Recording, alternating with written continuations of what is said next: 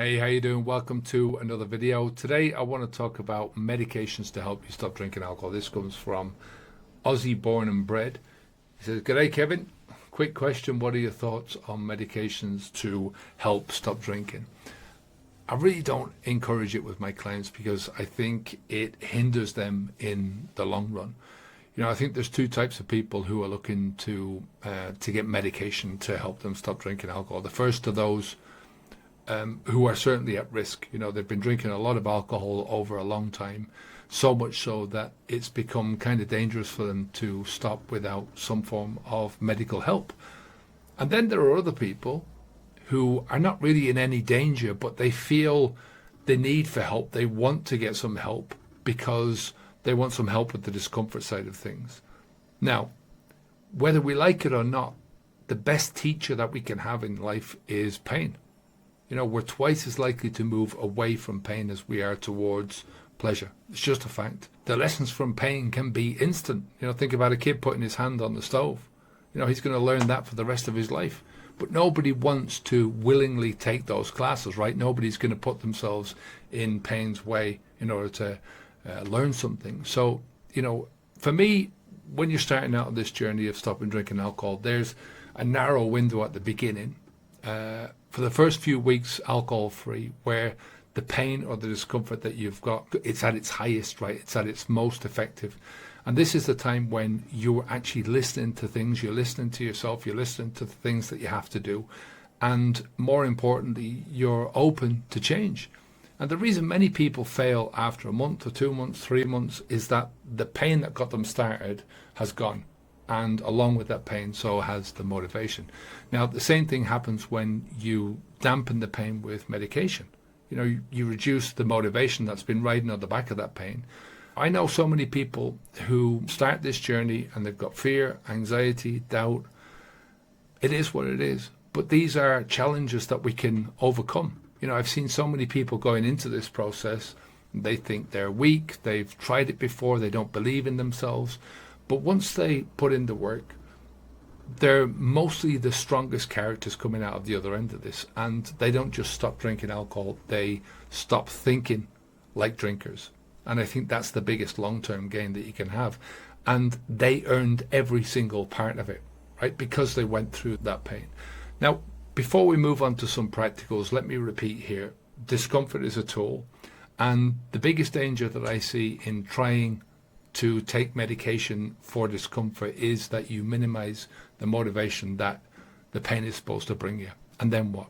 So let's move on to a few practicals. First, if you're going down that medication route. First things first, gather some information, right? Do your homework, do some research. Many of these medications that you need to take for this, they're going to be taken for maybe a year, if not longer. So the more you can understand about what you're getting into, the better informed you can be when you're taking that decision. Don't just concentrate on how it's going to help you to overcome the discomfort. Think about what are the short-term side effects and the long-term side effects.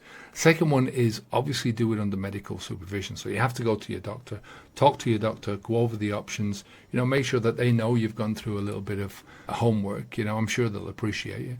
And number three, make sure that there is a plan in place for what type of medication, how long you're going to take it. And I think it's essential to have an exit plan, a plan for when you're going to stop these medications, plus what you're going to do then, what you're going to do after that.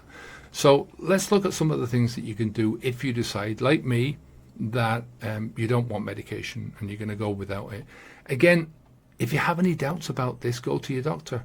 Go and see them first, at least if it's just for a little bit of reassurance. So what to do instead? First thing, figure out what your goal is.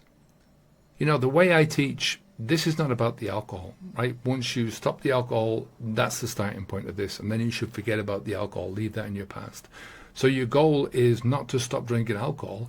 Your goal is something that you're aiming towards out there in the future, something that you want, something that you're aiming towards, preferably something that excites you, and then focus on that.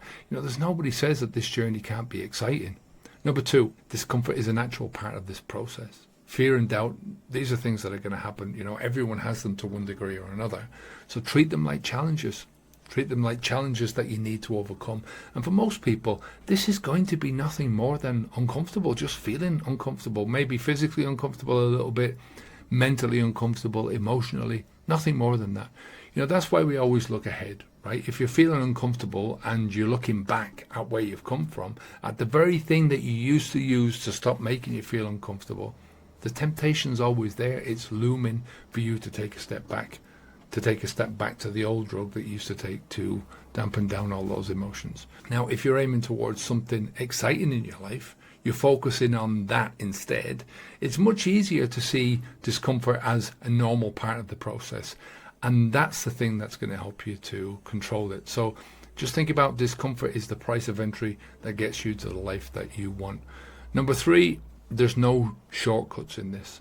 My dad used to say, if it's worth doing, it's worth doing properly. And that applies here big time. For me, this was the most important decision I ever made in my life because it changed everything. And it wasn't something, I started out this just trying to be a better dad. And I didn't realize how much my life was going to change, how better my life was going to be. It was a really solid foundation for feeling consistently happy in my life. Consistently happy. So there's really no room for shortcuts. You might as well start out as you mean to go on. Put the effort in right now at the beginning of this to push yourself through. My whole drinking life was about taking shortcuts. One of the reasons I started drinking in the first place was to avoid shyness, right, or to overcome shyness. And it never really helped. It dulled the symptoms, all right, so I wasn't feeling shyness in the moment, but it never helped me to learn the skills that I needed to learn in order to beat it physically, or mentally. Now, there's a difference between shortening that discomfort, shortening the time that it takes for you to get to those good parts, and taking shortcuts. We don't want to take shortcuts, right? We can shorten the journey by being smart, by being efficient, optimizing our processes, taking advantage of knowledge from other people who've already done this journey. So there's no need to compromise on the quality just because you want to take your time getting there and you want to get there a bit sooner. Taking shortcuts, on the other hand, focuses too much time on getting there quickly. It focuses on speed and it sacrifices quality. It just opens you up to making more errors and it doesn't really strengthen anything. It weakens you. It makes you fragile. Number 4, focus on small steps and small stages. A journey of 1,000 miles begins with that single step, but there's no way that we can go from step 1 to step 100. Again, no shortcuts. Do it right. Take it easy. Slowly is the quickest way that we're going to get to the finish line. Like I said, we can definitely help you shorten the overall journey just by being smart. Number 5, take this in stages. Do a bit of prep. I recommend a week or 2, but anything is better than nothing. And the more you do in the prep stage, the less headaches, the less hassles, the less discomfort you're going to have in the later stages, especially in those first few weeks. The next stage is coping, and that's it. Just get yourself through those swampy parts, right? This is just a part of it that's got to be done. Like I said, that discomfort, feeling uncomfortable, feeling physically uncomfortable, mentally uncomfortable, emotionally uncomfortable, just get on with it. And the next stage after that, then you move on to acclimatizing. And I think this is one of the best stages.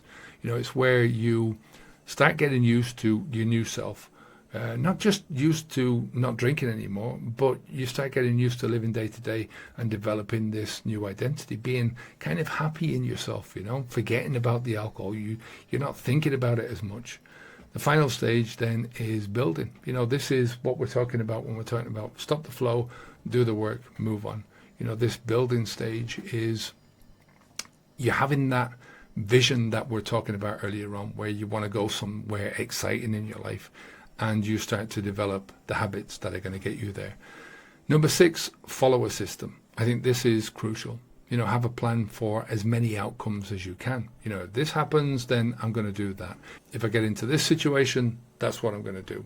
Now, you're not going to cover everything, but you don't need to. Just get the basics right, have patience, and the rest is going to take care of itself, one step after the other, and that's it. Look, my approach is not for everyone, but I've been around long enough, I've been coaching enough people to know that it works. I don't recommend discomfort medication simply because I think it just adds another level of barrier that can make things very, very complicated in the long run. It can make the whole process of moving on very difficult.